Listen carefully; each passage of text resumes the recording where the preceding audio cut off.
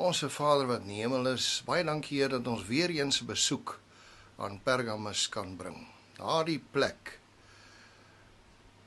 waar dinge gebeur het wat van Pergamus 'n walglike, aaklige plek gemaak het.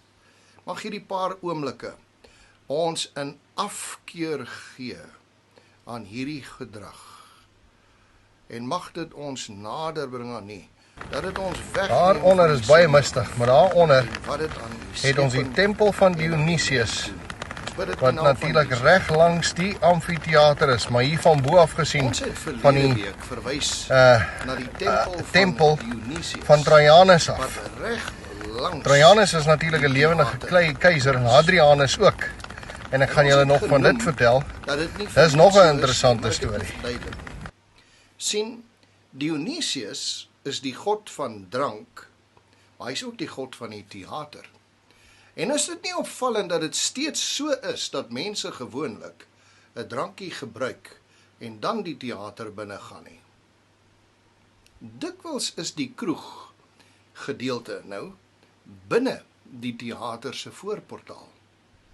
En is die mense tog so beskaaf met hulle glasies wyn as hulle daar rond staan, of wat hulle ook al gebruik en met mekaar gesels.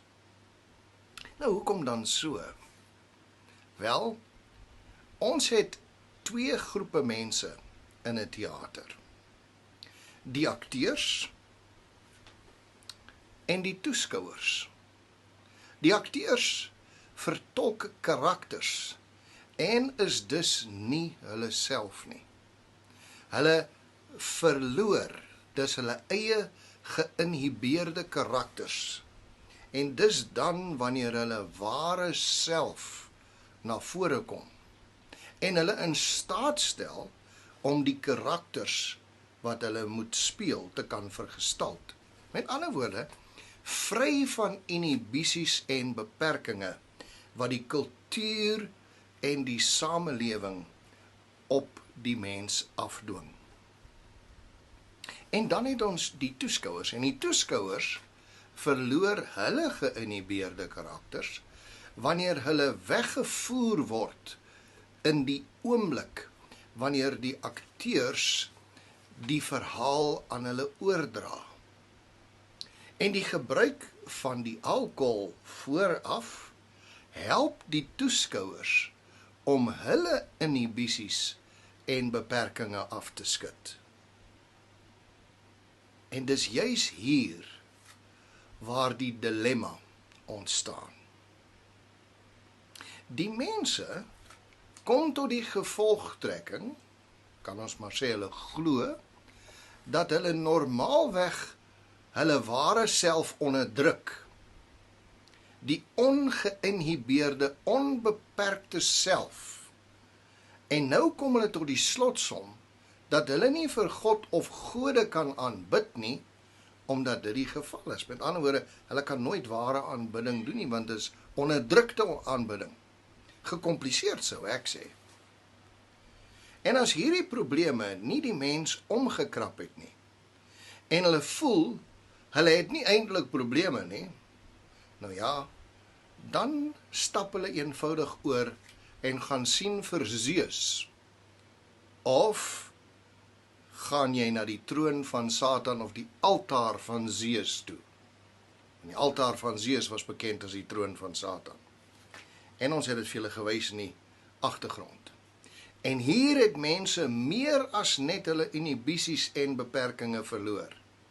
Dis hier aan die een kant van die altaar, waar die brons offerbul gestaan het, en waarvan die vreeslikste tonele afgespeel het. Julle sal onthou, dat ons genoem het, dat hier ook 'n tempel was vir Trajanus en Hadrianus in verlede week se aflewering. Wel, Hadrianus was een van die keisers wat homself voorgestel het as God en seun van God. Julle sal onthou, ons het daarvan melding gemaak. Julle sal ook onthou, ons stap in die spore van Antipas, die biskop van Pergamus. Nou kom ons maak nou al hierdie losdraadjies bymekaar en ons verbind dit. Dit is Hadrianus wat Christene laat verbrand het in die brons offerbul langs die troon van Satan. Hulle is binne die bul se maag toegesluit, soos wat julle in die foto's kon sien, met 'n trompetagtige maaksel by hulle monde of koppe. En dan is daar vuur onder die maag van die brons of koperbul gemaak. En die Christen binne die bul is gekook en gebrand. En die krete van die Christen is dan versterk deur die trompetagtige instrument. En dit het geklink soos die geloei van 'n verwonde bul, terwyl die rook by die neusgate van die brons of koperbul uitgekom het. Dit was 'n verskriklike marteling. Eustaas, sy vrou en sy kinders is almal so veroordeel deur Hadrianus. En dieselfde het in 92 na Christus met Antipas gebeur. Hy was die eerste martelaar van Klein-Asië. Dit was net nie Hadrianus wat hom veroordeel nie, maar Domitianus. 2 eeue later sou hierdie vreeslikste martelaarsinstrument steeds in gebruik wees onder die heerskappy van Diocletianus. Hierdie brons, koper, offerbul was net langs die tempel van Zeus in Pergamon. Waarlik, dit was die troon van Satan. Ja, hier het die mense hulle beperkings verloor. Hulle het hulle inhibisies verloor, hulle menslikheid, hulle geloof, alles. Heer, dankie dat ons vandag verder kon delf in die geskiedenis van hierdie kerk en stad. Ons sien uit om nog meer te leer. Ons vra dat U ons ook getrou sal hou soos Antipas en mag ons U nooit verloon nie. Ons bid dit in die naam van Jesus. Amen.